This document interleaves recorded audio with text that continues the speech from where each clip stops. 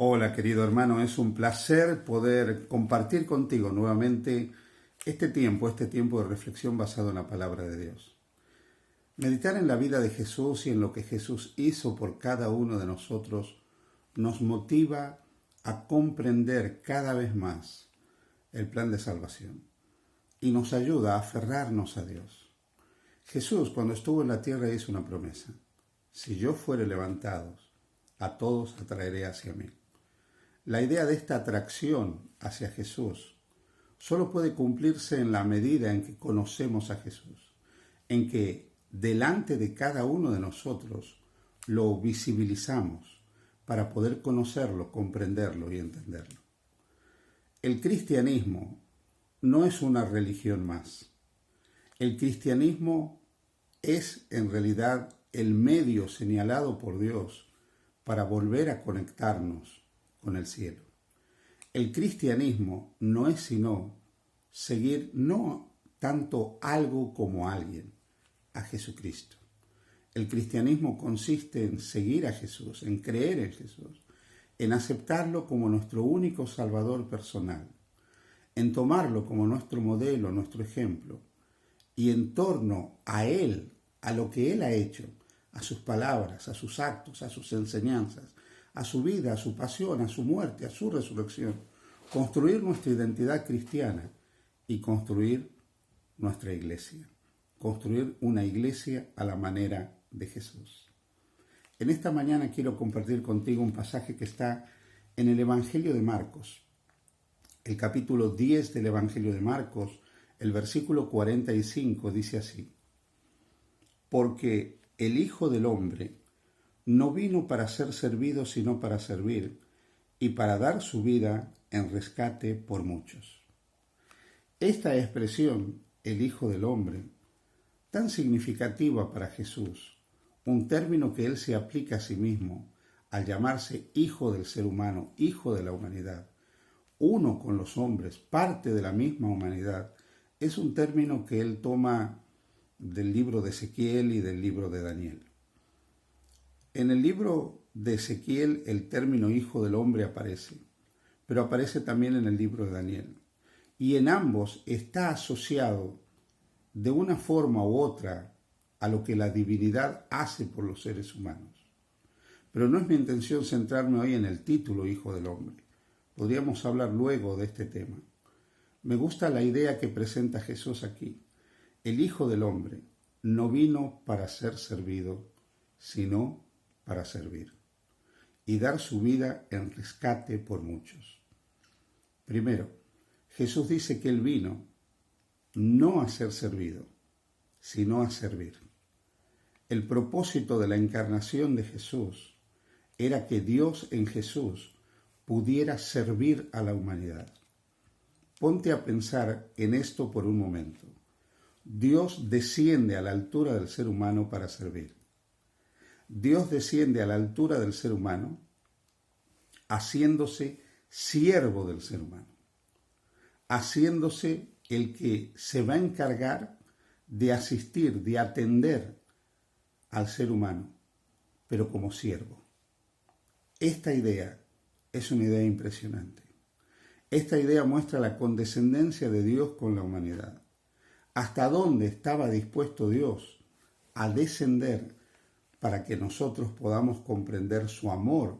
¿Y hasta dónde estaba dispuesto Dios a descender para que nosotros nos podamos salvar? El Hijo del Hombre, pues, Jesús, el Mesías, el Salvador, no viene para recibir la alabanza, la gloria, la honra y la adoración que a Dios le merece. Viene a mostrar que Dios es el primero en servir, que Dios es el primer siervo de la humanidad, que Dios es el primero en mostrar que no hay mayor gloria que la entrega y el servicio. Y en este caso una entrega y un servicio para poder traer salvación a los seres humanos. La segunda idea del texto también es sorprendente. Dice que no solo Él vino a servir y no a ser servido, sino que vino a dar su vida en rescate por muchos, a entregar su vida en rescate por muchos. Ahora, la entrega de esa vida que va a hacer Jesús, a fin de rescatarnos a nosotros, está enmarcada en una realidad que le toca vivir a Él. Hablamos muchas veces de la muerte de Jesús, pero lo extraordinario de la muerte de Jesús en la cruz, lo imponente de la muerte de Jesús en la cruz, es la vida que se entrega. La muerte en sí no es lo más significativo. Lo impactante es que una vida perfecta e inmaculada, la vida del Hijo de Dios, se entrega a favor del ser humano. Lo impactante de la cruz es que la vida de Jesús es vaciada completamente. Jesús vacía completamente su existencia en la cruz del Calvario, entregando todo su ser a favor del ser humano. La muerte no es sino la culminación de la entrega de la vida perfecta e inmaculada de Jesús. Es por lo tanto esa vida perfecta e inmaculada, entregada a favor del hombre, lo que es el centro, el fundamento de nuestra salvación. Esa vida que se entrega hasta la muerte, hasta el último suspiro en la cruz del Calvario. Esa vida que finalmente termina en la cruz tiene un recorrido en la tierra. Ese recorrido está marcado por lo que dice el profeta Isaías en el capítulo 53 y nos muestra nuevamente hasta dónde Dios estaría dispuesto a condescender con el ser humano. Dice el profeta Isaías en el capítulo 53 de su libro que Dios quiso de una manera palpable, visible, mostrar esa condescendencia con la raza caída, con los seres humanos, y tomar la naturaleza humana al punto de aceptar, como dice el versículo 3, ser despreciado y desechado por los otros hombres. Piensa por un momento, Dios se hace hombre, se hace hijo del hombre, un hijo más de la humanidad como uno de nosotros, pero asume la posibilidad del desprecio y el ser rechazado, el ser desechado. Asume la opción de ser un varón de dolores, de experimentar el quebranto como uno más de nosotros. Versículo 4. Llevar nuestras enfermedades y sufrir nuestros dolores. Versículo 5. Ser herido por nuestras rebeliones y molido por nuestros pecados. Así que cuando dice que Él vino a rescatarnos, lo dice en el contexto de la entrega de su vida. De esa vida que va a ser una vida despreciada y desechada.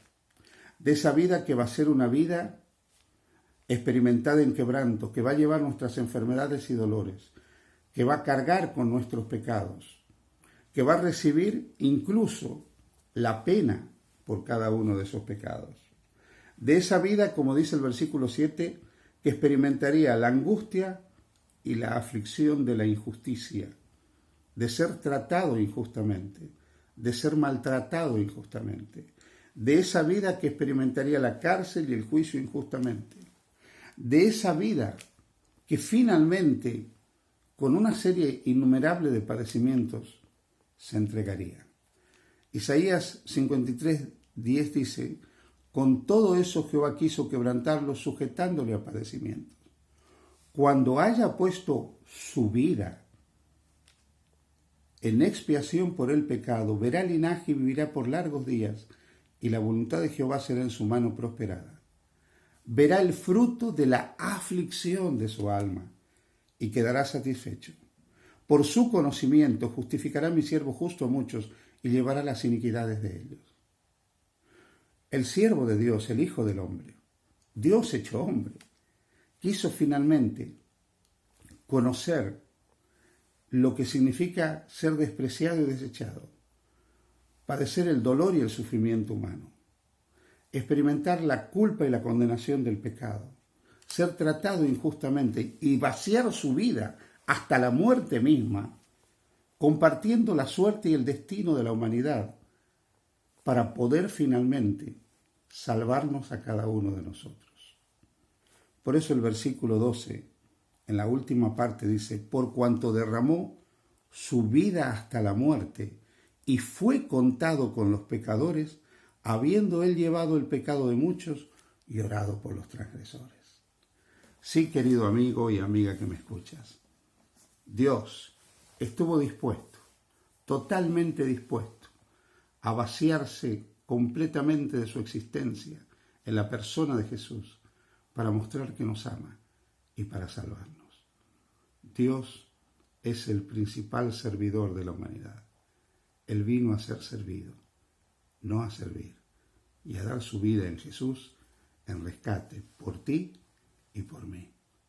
Aférrate a Jesús, acéptalo, cree en Él como tu Señor y Salvador y serás salvo. Que el Señor te bendiga. Feliz día junto a Jesús.